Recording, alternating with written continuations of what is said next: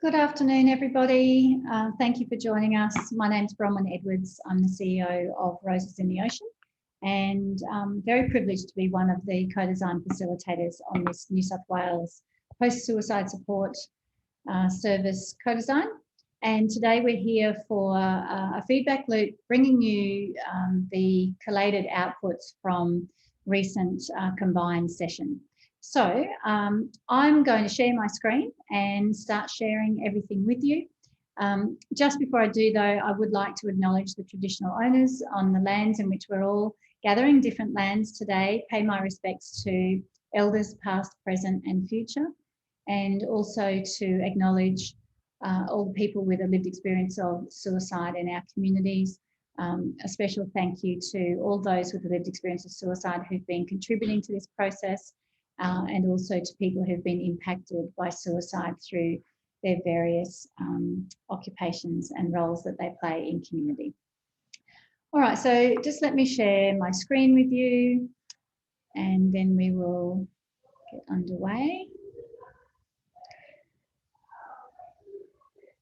All right, so we are at feedback loop 2. The feedback loop, this one summarises the combined session outputs, and the focus for this was on connection pathways, so really looking at those pathways into the service, the initial contact and identification of support needs and various support services. What we're hoping to do through this feedback loop is to really sense check the findings with the people who did participate in that session. For those of you who tuned in, or otherwise they'll be looking at the slides and the webinar at a later date. To then get this information out to the broader community, so we're really hoping that people will share this webinar and the survey link, and then ask people to actually contribute any additional feedback, ideas they've had since participating, or for those of you who are just tuning in and haven't been part of the online statewide sessions, to really be sharing your views so that your experiences and thoughts can be contributed to this overall co-design process. All right, so the combined session was held on the 9th of March, and we looked, as I said, at those 3 specific areas in this particular session. Now, in terms of what's the best way for a person to connect directly with the New South Wales Post-Suicide Support Service, a range of contact options are being asked for: phone, text, email, just to remove as many barriers as possible, so that it's really easy for people to dial in and to connect. The gatekeepers in the community who have access to information and training to support people who can't physically or technologically access the service. Ideally, that first responders will let the service know and let the bereaved know about the service, and that point was really emphasised, that it's very important that our first responders are provided with all the information that they know about the service, so that they can really share that with the bereaved people, and to provide first responders with compassionate training to help them. It's such a difficult thing for first responders to do, is to deliver that news, and how can we support first responders to do that in a way that supports them and is really compassionate for the people who are hearing that news. Suggestion that hospitals could also feed into the service, and that offers of support need to be made ASAP, so straight away. And that the service also needs to be proactive, and that the bereaved person should be able to access support as soon as they reach out, and that first point of contact must be understanding and able to provide immediate support. All of these slides will be available to you after this webinar, so I won't read all of the comments, but I'll just pick out 1 or 2 on each of these slides. Rural areas have limited Wi-Fi, phone coverage and transport options.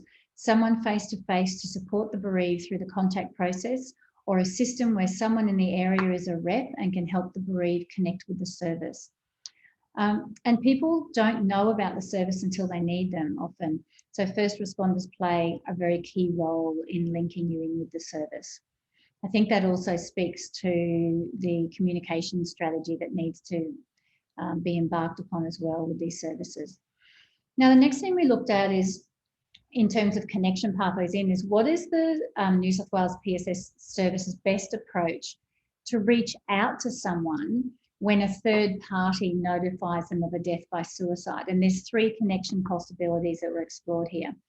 Firstly, if that third party, be that a first responder, a service provider, family or friend contact, if they contact the service specifically requesting to support an individual or a group, we wanted to know from people and from you, what are the sorts of things that need to be considered in that scenario?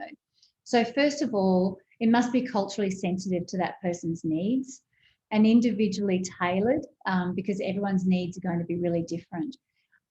They need an MOU between police and Attorney General coroners to ensure that no one's missed, and use the third party to gain permission from the bereaved to contact them.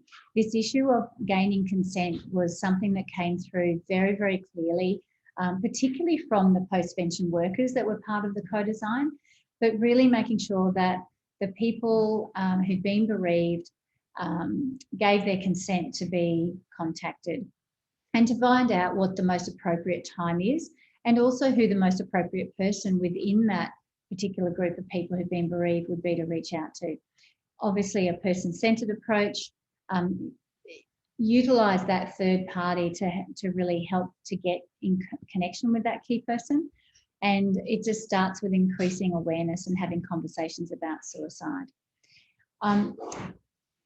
Clear, specific education for first responders about what the service is, what it offers, and how to frame that conversation and pass on the information. And need awareness of where the bereaved family sits emotionally and what is best for them, and understand the makeup of the particular bereaved group. The complexities of some families and groups can make it very difficult. In the other scenario where you have a third party contact the service to notify of a death, but they don't request support for that individual or group, the suggestions were, in terms of considerations, to verify the information through police, and then work in community to identify various groups that are impacted and approach them, such as schools or sporting clubs, and offer information and support and advise of what the service can offer. They could reach out to people in the community who already provide support and offer them information about support specific to suicide bereavement, and to be very proactive and provide a positive response to the third party to advise them of the support available as well. So be respectful of the person's wishes, but reach out to let them know you exist and you're there if they need the service.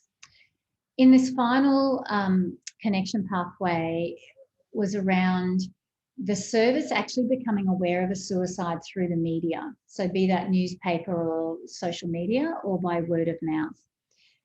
Very much again about verifying information. Check and ensure a coordinated approach is adopted before reaching in. So speak with other local organisations first. Look at the timeliness of when to reach out. Is it immediately? Is it in 3 months? Is it in 6 months? Be mindful of not overwhelming people at the beginning and not stepping on the toes of other organisations that might have a really good relationship already, and you may be able to support them. Information and resources need to be provided to the media and to community pages, and to put out a community notice to offer support to anyone who needs it. We then asked the group to look at this initial contact and how to go about identifying support needs of individuals who have been bereaved by suicide. So we looked at what considerations need to be made throughout the initial contact and the identification of support needs processes. An acknowledgement that needs are really different for different people, that those responding need skills and training in trauma response, and that family responses may be pure shock and really an inability to do anything, and it's very difficult to at times know what to do and what they want or what they need. That shock and trauma also exists in workplace and schools. So recognising that tsunami effect that occurs, it's not just that immediate group of people. An acknowledgement also that different faith groups may have different needs, that there's a need for understanding other services that may be involved and some sort of coordination with these other services, and that the person who's supporting really needs to be able to sit in pain and shock and trauma, and not try to push people through that. Understanding of the different needs at different times, there needs to be a degree of flexibility and understanding of the family dynamics. Another comment here, assume the bereaved have no knowledge of what's going to happen to them in the next few weeks. And I think if you go in with that lens, there was a lot of discussion around, if you assume that they have no idea what's about to happen and what has to be done, then that gives you a really good idea of the sort of multi-leveled lower levels of support that are required. And to be aware of family structure and cultural issues.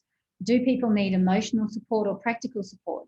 Their relationship to the deceased will also make a difference. So it's not sort of one size fits all. What should the process of identifying a person's support needs look like? So get as much information as possible before that initial contact. If the death has occurred within an Aboriginal and Torres Strait Islander community, have an Aboriginal worker to provide the support wherever possible. Establish a relationship with the person so they can tell their story and the support worker can listen and pick up on their individual needs. Ask them what type of support they want and give them options for what that could look like. Find out what support they already have and work out when the best time to contact them is. Verify their own safety and well-being by gently asking questions. Take a holistic approach, considering their physical and emotional well-being. And people sometimes feel like they don't want to be a burden on someone else, and just keep in mind that they may be feeling that way. In terms of a couple of comments, ideally based on an understanding of an inability for the people they're talking to respond in normal ways, you need a trauma approach to working with people in shock. Don't try to fix everything, just be there with them and where they're at that point in time. Ask people what they need, give people choices. It's important that the support person has a lived experience of bereavement. When we look at accessing support and the nature of support, what we then wanted to look at, well, what are the considerations need to be made for immediate support? So that's support coordinators, peer workers, clinical support, including online. People with lived experience told us that those providing support can greatly affect the bereaved. So you need the right training, education and attitude. It must be person-centred, and that peer support was extremely important. Understanding the family's needs, and it must be culturally sensitive.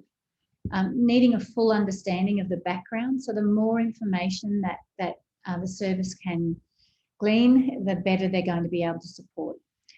Match the person providing support to the person they're supporting to match the depth of understanding. So it was a conversation around that point was talking about if a young person has died by suicide and, you know, wherever possible, trying to match peers so that there's a peer support worker who may have been bereaved by suicide through the loss of a child, and having that real deep connection, not only through lived experience, but also the nature of the relationship of the person that's been lost. It needs to be clear that this is independent support and not tied to the system. The person that they have lost might have had a bad experience with the system, causing the bereaved to have bad associations. Psychosocial reasons for suicide need to be considered and how they affect those left behind. And it's important to consider where they will feel safe. Postvention workers spoke with us about peer support needs to be adequately trained and supported. And what is the role of mediation? Is this for the service, or is this a service that the post-suicide support service would refer into or connect someone to? So a question for further exploration. And that peer workers need a thorough background knowledge before, just as anyone, you know, before they go in to support people. So now, how can these supports, so that's those immediate supports we've just been talking about, how can they be provided to meet the needs of the person impacted? Once again, it looks different for different people. So that just this flow on through all the conversations around how unique a bereavement experience will be from one situation to the next. The support worker needs skills in understanding trauma and shock, Community-based responses may not need a peer support person, but would be great to offer choice. Face-to-face support available as soon as it happens with after-hours services offered. And ideally 2 people to respond together if possible. But if only one, there needs to be a peer worker with strong connections to other trauma-informed support. So comment-wise, ideally a combination of both peer and other supports, especially for family and friends. Multiple face-to-face visits, listening to pain and trauma, and working out in the background how to navigate and tapping them into services available in the area. And an opt-out instead of opt-in approach. The support is offered to everyone and here if needed. Then we looked turned the focus to practical assistance, such as organising a funeral, the practical supports for kids and just meals, navigating things like Centrelink, life insurance, banks, and a question around a case manager help. So from a lived experience perspective, the service should have access to knowledge of what support is available. So really good networks in the local community. They need to meet the needs of the bereaved. Some families like to work through it together, and other times the post-suicide support service could support people to do that. There was talk of sort of checklists that these are the things that need to happen, and then offer whatever support different people want in order to get through what needs to be done. So that it would be really helpful to have that list. Post-pension workers spoke about needing to be very aware of the surroundings and developing a relationship with people you're supporting. The amazing group of post-pension workers that joined us really spoke about that deep listening, but the observation skills of really sitting in that space and listening and talking, but also looking for other information that you can gather that will help to inform how best to support those people. Resourcing to have someone attend the funeral if asked to. One of our lived experience people said it would have been fantastic to have someone actually go to the funeral with them. A list of practical things that need to happen and buddy up the person to get that done. And just really open communication. What are the things that simply need to be done? So how can these supports be provided to meet the needs of the person impacted? We've talked about peer buddies, being very, very flexible, understanding that something quite small that needs to be managed becomes insurmountable. And flexible care funds for simple things like bus tickets. People spoke about the needs in more rural and remote areas, and just those simple things that can make it possible for somebody to get from where they are to where they need to be to support or be with the people that are grieving. And being very conscious about relationships with other services, like, for example, St Vincent's, and be aware of the needs that people may have had even prior to the suicide occurring. Now, then we looked at considerations that need to be made for access to counselling support, including online. So should be proactive counselling. The service to connect to helpful counsellors who understand suicide bereavement, and that was definitely the point to be underlined, that for this service to actually have good on-the-ground knowledge of which counsellors are in the region that actually get suicide bereavement as opposed to normal grief counselling, that they're available online as well. The peer worker needs to empower you to move forward and connect you with others like support groups. So there was discussion around how long do you continue to support and work with someone, and what is the role in helping that person to transition to other supports that are good for them in their ability to move forward in their new normal, and needing to have boundaries over time. Post-pension workers proactively offer counselling. People find it very difficult to reach out for help. You know, the point was made that it's literally picking up the phone and saying, "How are you? I'd love to come and see you. Let's have a coffee." And not just pick up the phone and say, "Would you like some counselling?" But really just build those really strong relationships with connection pathways, and let's just review the process and see how it's working in each different region. If in our family, counselling was incredibly helpful in helping us manage. Counselling offered in schools and workplaces. education about the benefits of counselling, and counselling is best and more effective after the initial shock about 3 months later. So, you know, all sorts of comments around the benefits of counselling, but definitely some ideas about how best to place it on the table as an option for people. Then we looked at what considerations need to be made for peer support on ongoing and a peer buddy type situation. So lived experience, mentoring is a different service. Having a mentor for bereaved who can walk with them and listen, but not coordinate anything for them.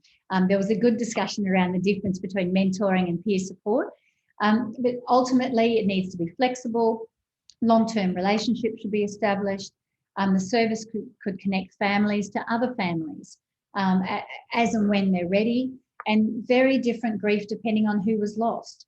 And ideally the peer worker to have a similar loss to be doing that peer matching would be ideal. The post-pension workers spoke about people naturally move forward, so it could be offered as long as they like.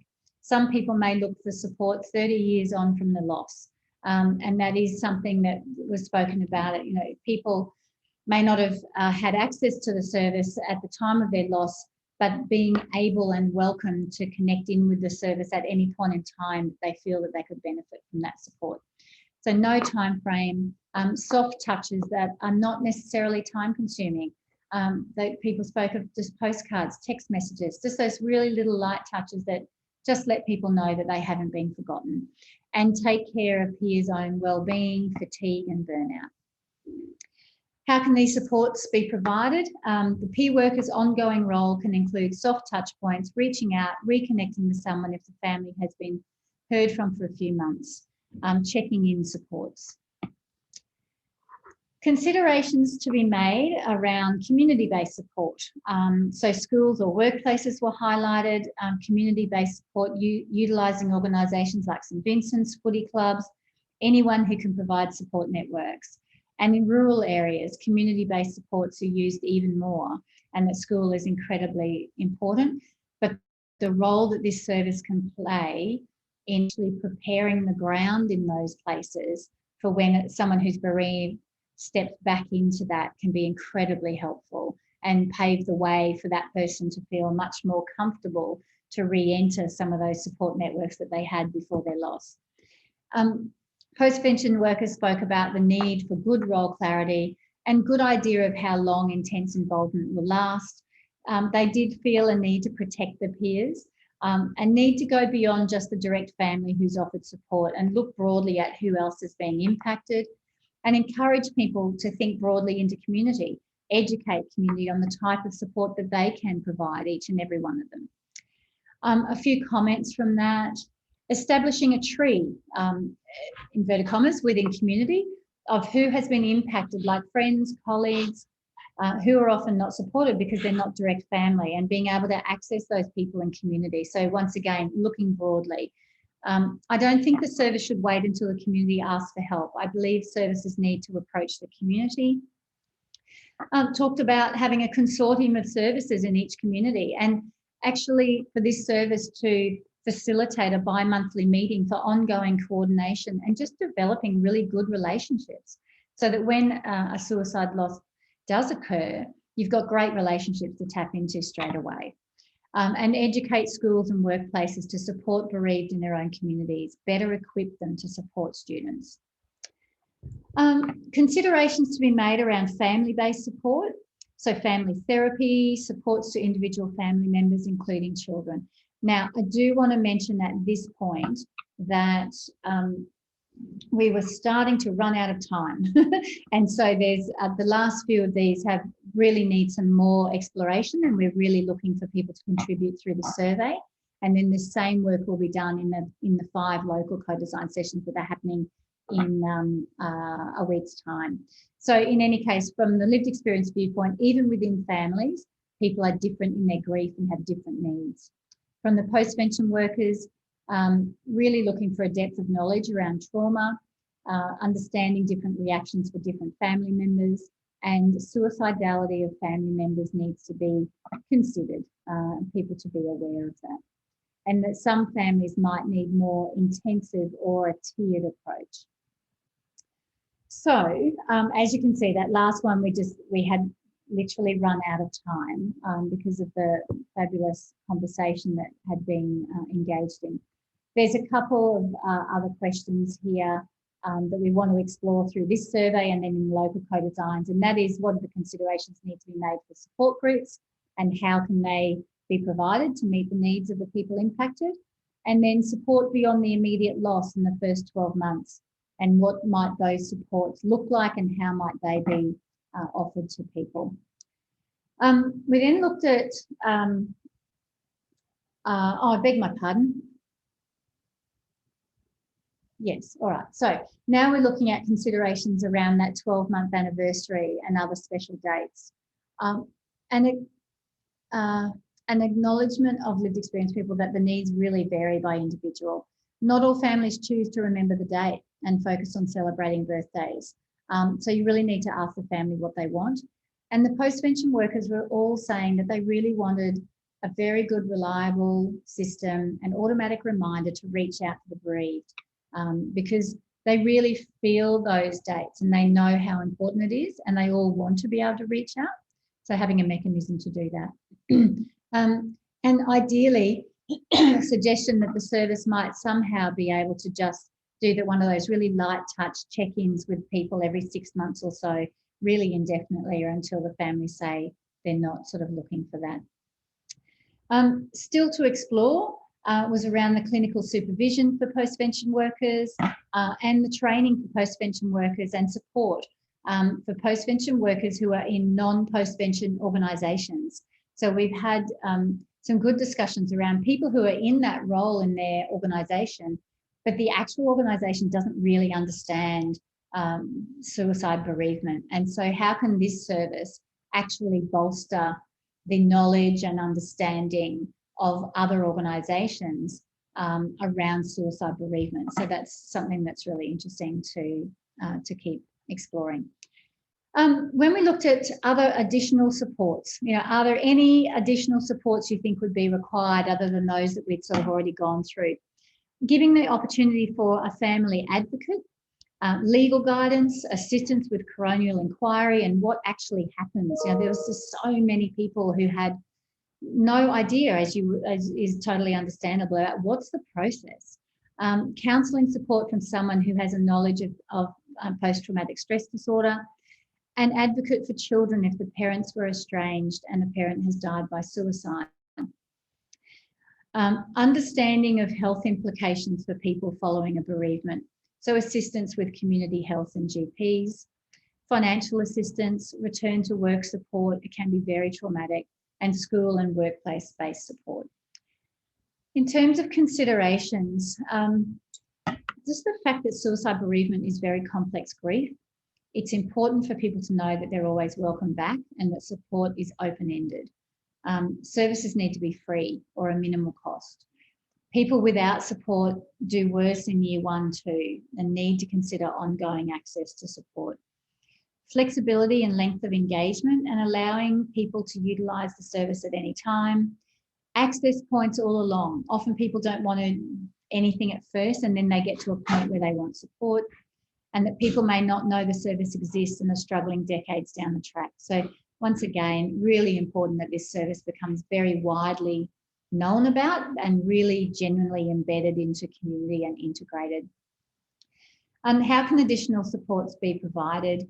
A state organisation with a register of who supported each person, when the last service was, and get them in touch with a service in their geographic location. So that was really talking big picture around coordinating services. So services could really see if another service had actually been working with someone a couple of years down the track and they weren't stepping on toes, and they just sort of had a bit of a picture on what support had been provided, and a lot of collaboration between organisations. All right, so I'm just going to stop sharing there and come back to you. Thank you so much for those of you who've tuned in today. We will have this webinar up on our website. We'll do our best to get it up there this afternoon. If not, it will be up there Monday, but we'll do our very best to get it up there this afternoon, along with the link to the survey. Please spread it around to whoever you can. The more people in community who have been bereaved by suicide or impacted by suicide in some way. For them to contribute to this it would be fantastic. And then next steps from here is we start visiting communities in New South Wales for 5 days, week after next, and we're having full day sessions. At the conclusion of those 5 days, we will do in the following week another webinar with survey, and that will be the final feedback loop for the process. Have a lovely weekend, and we will see you next time. Thank you.